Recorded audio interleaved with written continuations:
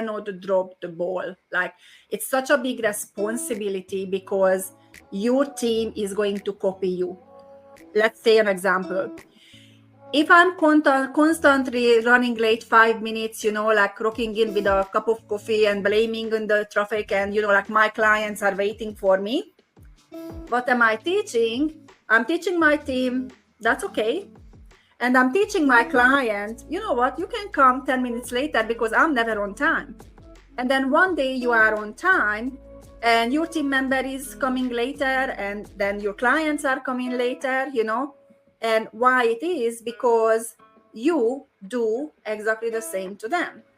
I remember, like when you moved to the Central This is massive, this point. This is a huge point about like.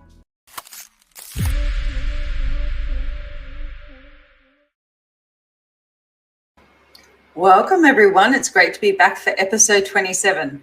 I'm Jodie Fielden and I'm joined by my work wife, bestie and business partner, Adri Varga. During these podcasts, we'll share how you can leverage your passion into profit. Hi everyone and welcome back. And in the last episode, we had actually a guest join us, Google Ads specialist Belinda Irwin, and we spoke all about Google Ads and how they really work. And we will link that link into the description to that episode because it was very interesting and we would like to encourage you to watch it. Yeah, it was. We took a more of a look at the technical side and the insights into Google Ads so that we could, have a clearer understanding of how they actually work. So today we've got it's a bit of a hot topic. It's been the center of discussion a few times between Adriana and myself, and more so than usual, I guess, in these past couple of weeks. I'm not sure why, but we've been talking all about, who we attract who we are and how it can relate to our clients and our team dynamics, and not just from the salon owners, but from our own experiences as well.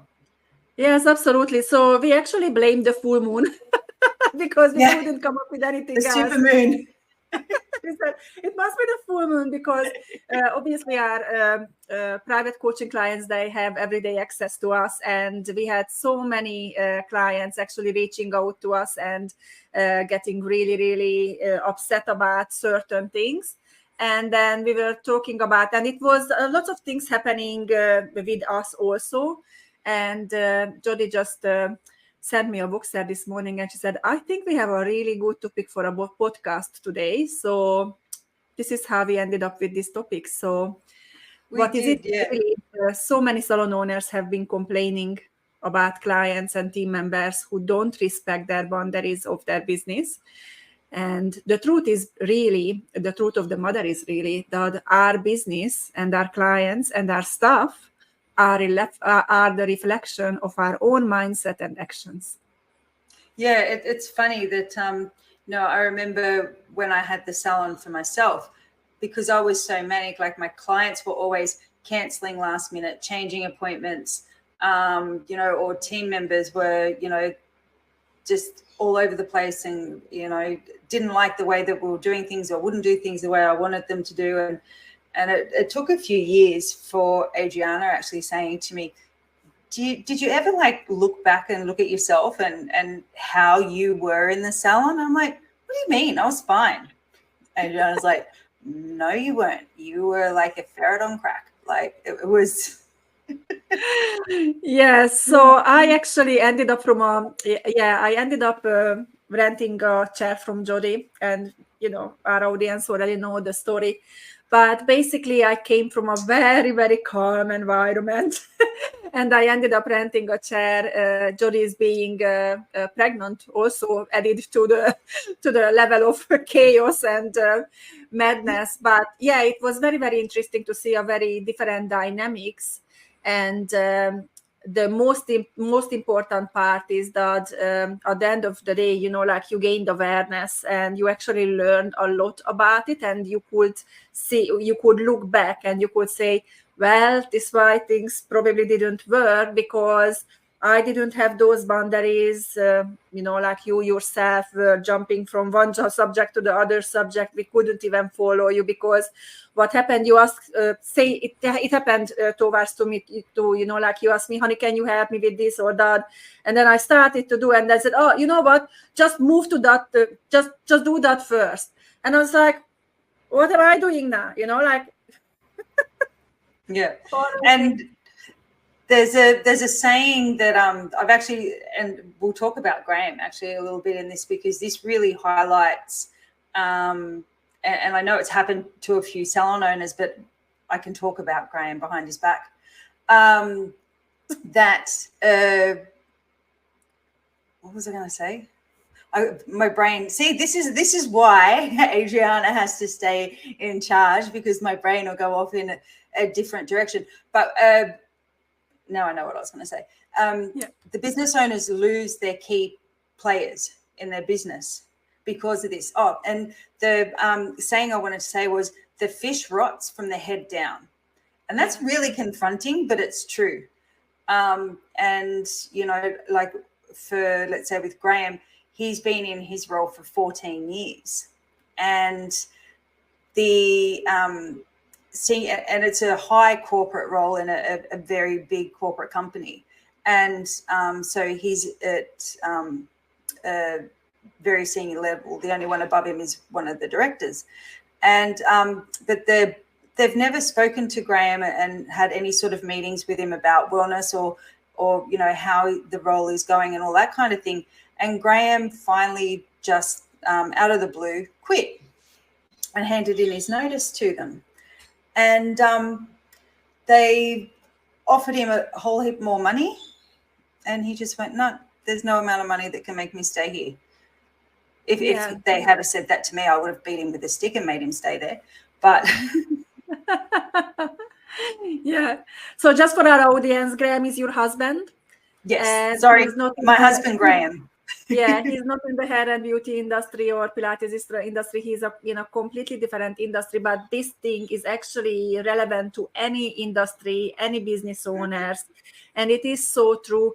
And unfortunately, when we are in it, we don't see it. The only thing what we can see, that why no one can keep up, why no one is thinking and doing stuff, why why I always have to tell them what to do. They should know, and they are in the industry for such a long time, like they should be able, or they should be able to think. Like all these things, comes back to the me kind of thing. And then when you stop for a moment and when you actually have the awareness, then you're going to see the things very, very differently, because then you're going to understand, well, maybe I am the problem because I don't give clear instructions for my team, and I don't have clear description what is expected. I don't give feedback, so they don't know how they do, apart from me blowing up here and there like a big explosion, and then the whole salon goes, like pear-shaped. So it's all basically comes back to us, and it's true for any industry. Yeah. And also what I would point out as well is that we had someone say to us, they tell me I'm a good boss, like everyone tells me I'm lovely. I don't understand why there's all these problems. And, I used to think it about myself is like, I go out of my way to help my team.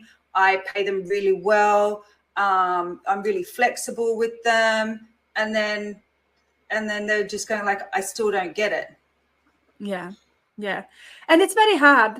And I really believe, when we're experiencing this kind of things in our environment, we really need someone from outside who will be able to see things from the, 70 feet up and put it in a perspective for us. But what it is requires to do that, it's an open mindset. So until you are not ready to see it, is nothing going to change, because once you change, and we saw this so many times with our coaching clients, once they start to change, everything is going to change. The thing is, what we need to be aware of though, when we change, some people are going to be on board and welcome the change and they will love it. And some people are going to leave because their resistance is not going to work with the path you choose. So what will happen, it's going to be a little bit of a battle. So it's going to be a muddy time, when you sort of going to end up what I call the shit zone, when you indicated a change and then that change going to happen and some people just want to stay and they like the same old.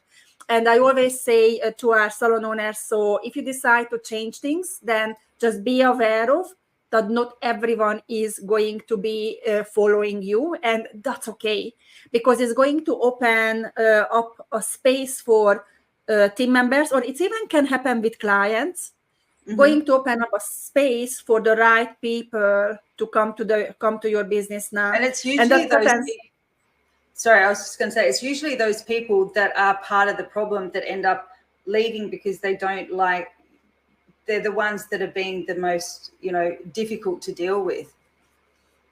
Yes, absolutely, because the resistance is going to come, and all the questioning, and because they are not used to you being in control of yourself.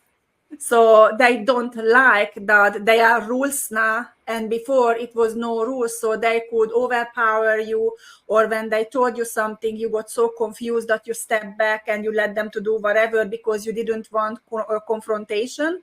And how many times it happens. This what we need to teach to salon owners, that confrontation is part of your business.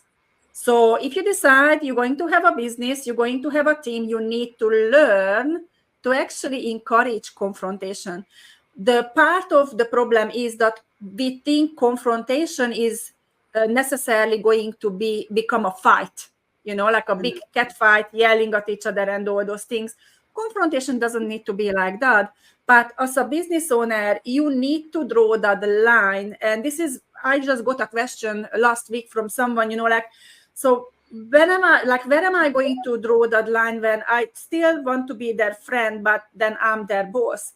And this is what I said, the two doesn't come together. So you can be friendly and nice to your team members, but you always have your boundaries. And if they try to push that boundaries, you need to actually address it right there and right then. I'm not saying, front of clients, but I used to have my little sticky notes, like this.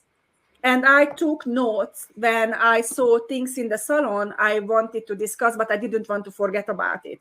So this is when sometimes, you need to actually ask a team member to stay back when you finish for 5 minutes, so you can address it right there and right then, because they are like little puppies, So when your puppy make a mistake, or even kids, when they make a mistake, if you don't address it, then you're gonna forget, they're gonna forget, and then it's no point. Like a week later, there is no point to bring up the situation. So you need to do that.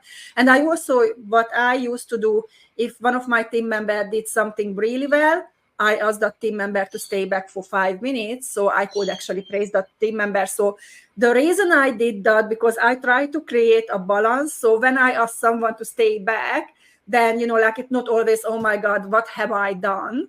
It's basically just they knew they either going to be praised for something or something we need to discuss.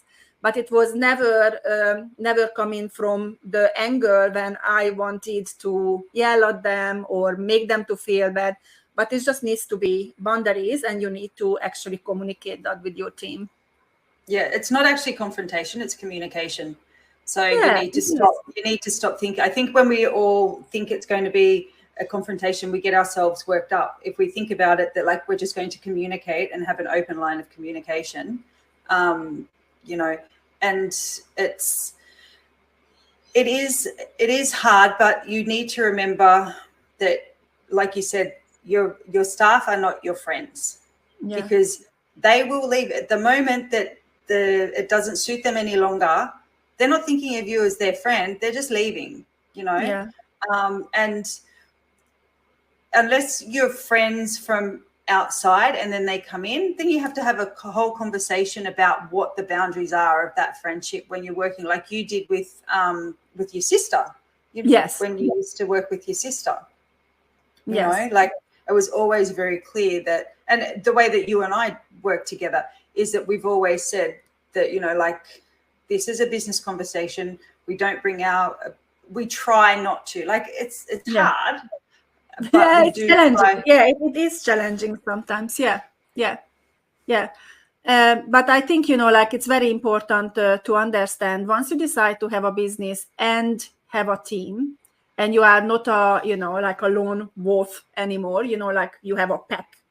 So this is when you need to understand that that's the point of time when you cannot drop the ball. Like it's such a big responsibility because your team is going to copy you. Let's say an example. If I'm constantly running late 5 minutes, you know, like rocking in with a cup of coffee and blaming in the traffic, and, you know, like my clients are waiting for me, what am I teaching? I'm teaching my team, that's okay. And I'm teaching my client, you know what, you can come 10 minutes later because I'm never on time. And then one day you are on time and your team member is coming later, and then your clients are coming later, you know. And why it is? Because you do exactly the same to them. I remember, you know, like when you moved to the This Central is Coast. massive, this point. This is a huge point about like just what you're saying. I just want to highlight how important it is what you just said.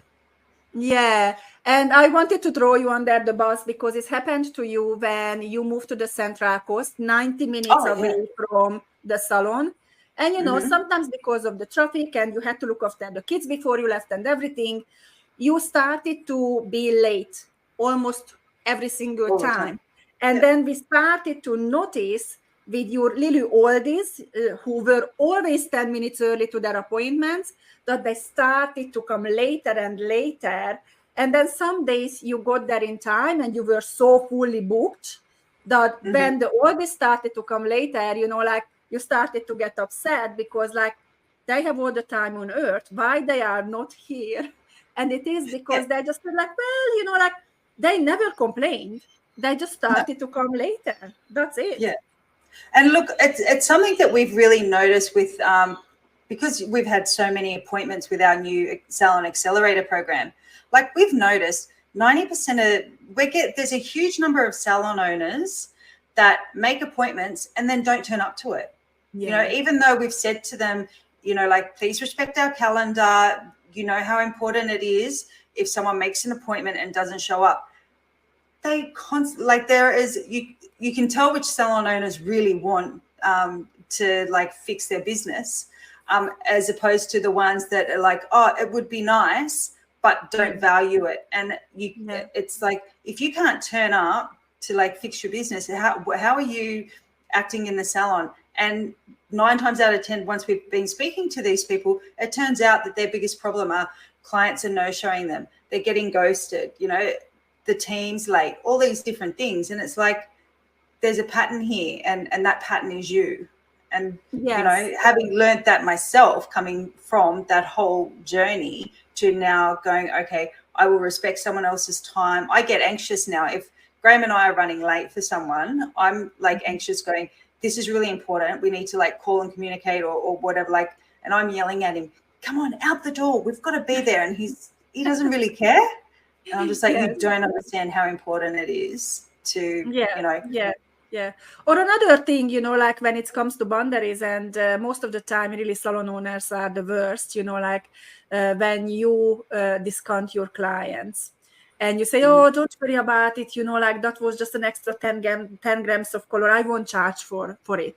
Or, you know, like, oh, it was just a quick fringe trim. I won't charge for it.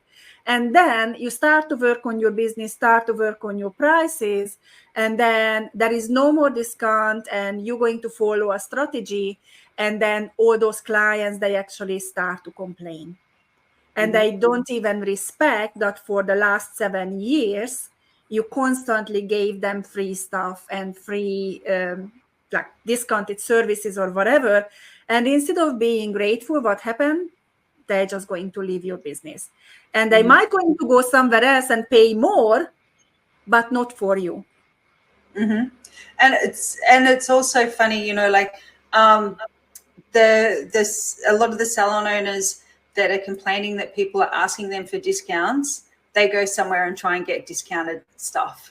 Yeah. Have you seen that? Like, and it just shows that whole mindset around sort of your own beliefs and what you are expecting, and it's truly is, you know, like that reflection in the mirror.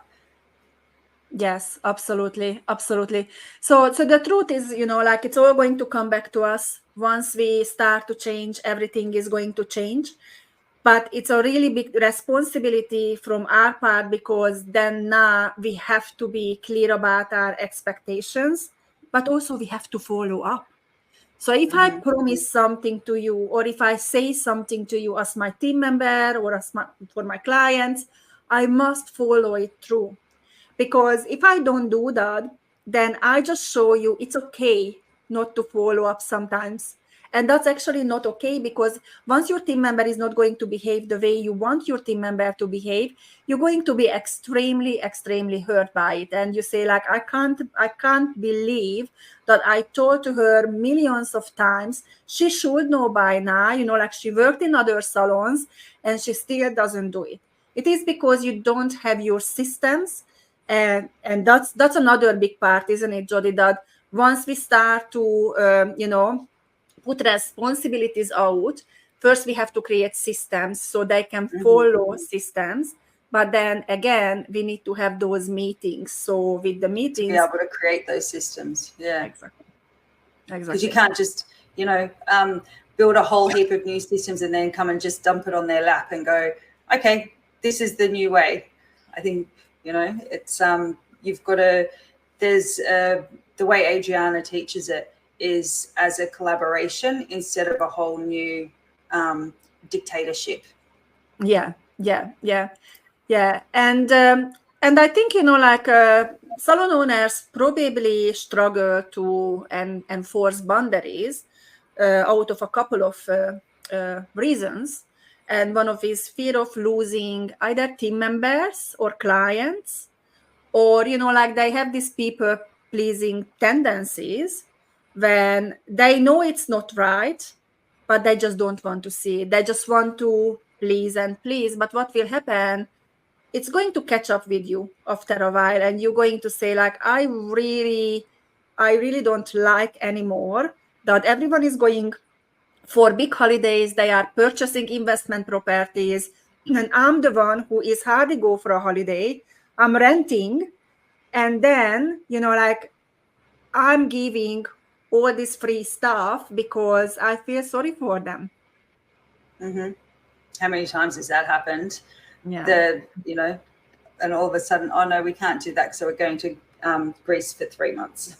Yeah, exactly. You know, that's fine. You can't pay for $50 for a toner, but, you know, you're going away for 3 months. So the other thing is, what were you going to say? But I wanted to say also, you know, like when it comes to our team members, many times business owners, they know it's not right, but they don't want to address it because they worry that it's going to become a big scene and they won't be able to control it. Because if you can control the situation, then it doesn't really matter, you know, like how the other is behaving, because you can control yourself. And by controlling yourself, you're going to control the other party. But, you know, the other thing is, and I forgot what I wanted to say. It's not just me. Yes. So it's just the fear. Yeah, the fear that is going to become something really big, and also the fear that you're going to lose your team member. And I know, you know, like there is a huge shortage in the industry. But one thing I want you to think about, that it's only take one rotten egg. The egg can actually destroy a whole environment. So this is why big coaches are saying, hire slowly and fire quickly. Because if you have a great team environment and you hire a person who is actually not belonging to that environment and shows bad behavior, And if you don't address it, what will happen?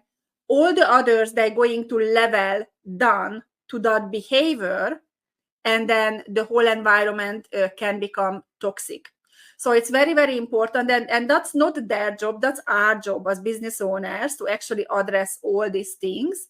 And it's very important. So once you notice that something is not right, it's almost like too late, because then it's really what you need to do is get those meetings, one-on-one meetings, and find out what's going on. And if the team member is not right for the team, then you're better off saying goodbye to that team member than losing the other 5. I totally agree. Sorry, technical difficulties again there. That's true. Like you need to be able to identify it and address it, because the Graham, like even for Graham, he was saying it was only the one person that made him want to leave, because the culture, the way he treated, like the I think there was even something at one time he said a certain amount of workplace bullying is healthy in the workplace. And we're just like, what? In what universe in today's society is a certain amount of bullying a good thing to have in the workplace? And just, the way that they would speak about each other behind their backs, just that whole negative culture. And it ended up being, like 10 staff in the last 18 months have left. And these are people that have been in the role with the company for 10 to 15 years. So all these key players have just gone, we're not doing it anymore. And it's because none of the management is doing any meetings and getting feedback from their staff to find out where the problems are and being able to address them quickly, because, just throwing money at an employee to stay isn't going to keep them most of the time. Absolutely. Yeah, absolutely. The management has failed them. So let's talk about, like that's one layer, you as a business owner. But then the other layer is, which is very interesting, working with many salon owners, the way people are choosing managers for their business. And it's very interesting because most of the salon owners we work with, and they have managers, they actually don't put any strategy behind who is that manager going to be. And most of the time they choose to put someone in a management position because they are the oldest and they have the most experience, or because they are the biggest money makers, or whatever it is, but there is no strategy behind it. So when it comes to choosing your manager, there are so many things needs to be considered before you offer a job for someone. Because just because someone makes the most money for you, or they are in the industry for the longest time, it doesn't mean that they have people skill. People skill in a way to manage people. For a management position, and sometimes as a business owner, you're actually going to pass down the responsibility of team leadership and managing if you don't have the right personality. And that's the best way to do then, because you just communicate with one person and that person going to look after the next layer. It's very, very important, because if you don't have what it takes, you're better off not to try to fix things in your business. You better off actually have someone who has all those skills. And this is when you're going to look into it, like, all right, I need someone with the right personality, and the person with the right personality is a younger person, but you notice that all the girls are liking her or him, they're looking up to that person, and that person can communicate, has the emotional intelligence also. You can have a great communication going on also. The other thing is what it's normally makes things very difficult when us business owners, we don't realize that when we put someone into a management position, they cannot be on the floor full time anymore, because how they going to look after our business if we expect them to work 38 hours on the floor. We even couldn't do it, because when I managed my salon, when I worked on the floor, and when I worked with my business mentor, I used to work 60 hours plus. So when you employ someone and offer for them the management job, it's really you need to clarify how many hours needs to be allocated to managing things. And it's always going to be vary, because you need to have a very clear description. What is the expectation from the manager? You are not just going to put someone into the management position and here you go, manage my place. And then that poor person would say, well, but what do you need? So it really needs to be structured. It needs to be clarified what is expected. And you need to have a look at the calendar, and you need to allocate time so that manager can actually manage your salon. And if you want that manager to work on the floor, absolutely fine, but it just needs to be a fair game. Yeah, definitely. So talking about with managers and the team, let's start. How do we attract the respect that we want? Like where would someone start to do that? Well, it's very simple, isn't it? We talked about that. It all starts with us, yeah? If I'm always respectful to you or to my team, or respectful towards my clients, this is what you're going to get back, because normally people mirror behavior. So if I'm nice, like essentially and eventually, like people are going to be nice back to you. Like if you have that kind of tendency when talking behind the back of other people, it's going to happen to you too, like, because that's like, yeah, we attract who we are. So it all comes back to us. So if we want to earn respect, we need to show respect. Yeah. So if we want to earn that people are going to be honest with us, then we need to be honest with them. And this is why meetings, one-on-one meetings, weekly meetings, big quarterly team meetings, monthly meetings are very important. And you need to be able to become transparent with your team. And also, like, the thing is, when I started business, and when I started to have team, I always thought, like, I need to be the hardest worker. And, like, I need to show example of, like, knowing everything in my business. So if someone comes to me, I always must have the answer. And it's so not true, like business owners normally employ people for their weakness. So this is what we learned also, like we have our strength and we work with our strength. And when we have our weakness, we just employ people for our weakness. And I just need to know a little bit about their job on a surface level, so I have an understanding what they are doing, but I don't have to know what they are doing or how they're doing their things. So it's exactly the same when it comes to, transparency in your business. Many times I started a meeting. I need us guys to put our head together, because I have this problem and I don't really know what would be the best solution.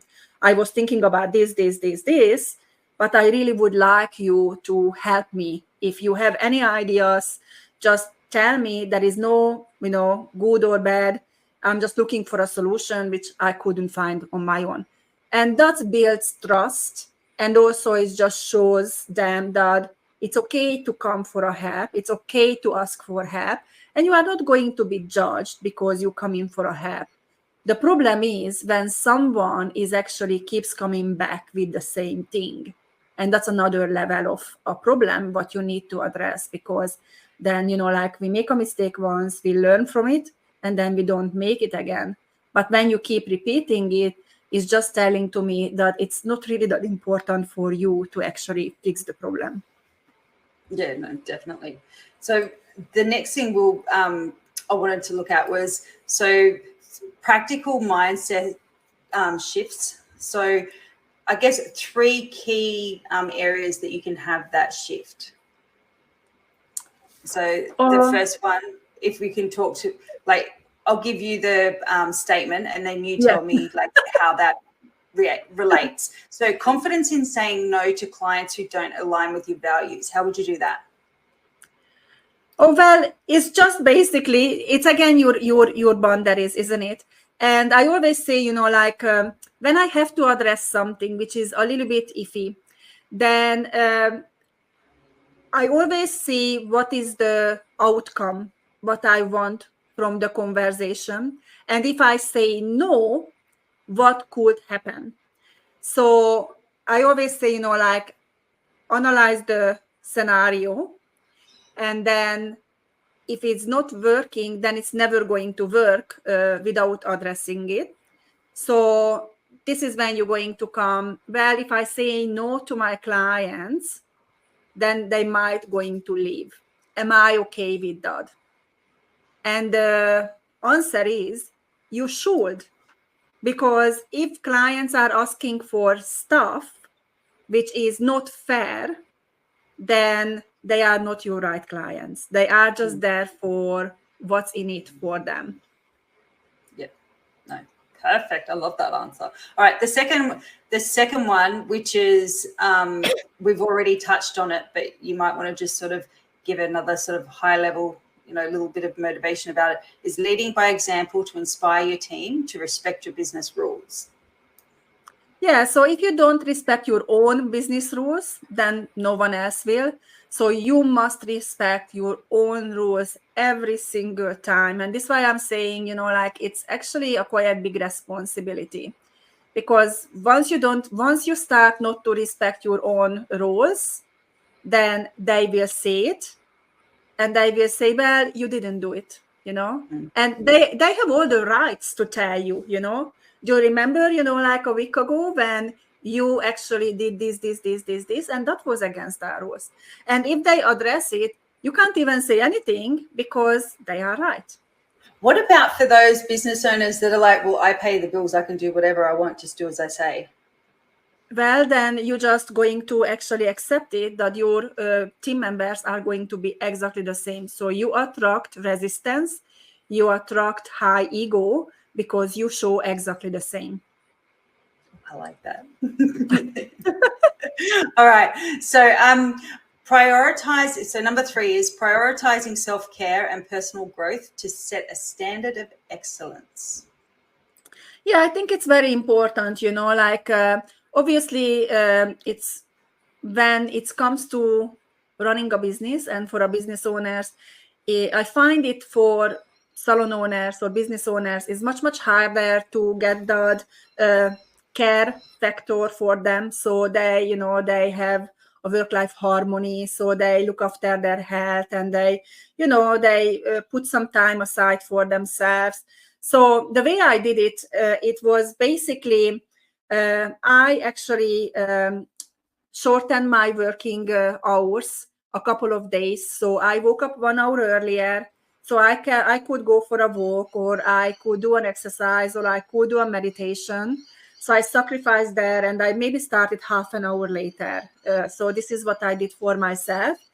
But then when it comes to your team, you actually should do exactly the same for them also, to encourage them for personal growth and for self-care.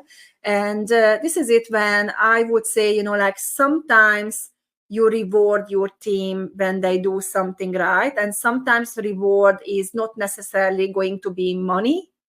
Sometimes you might let them to go 1 hour earlier or come 1 hour later.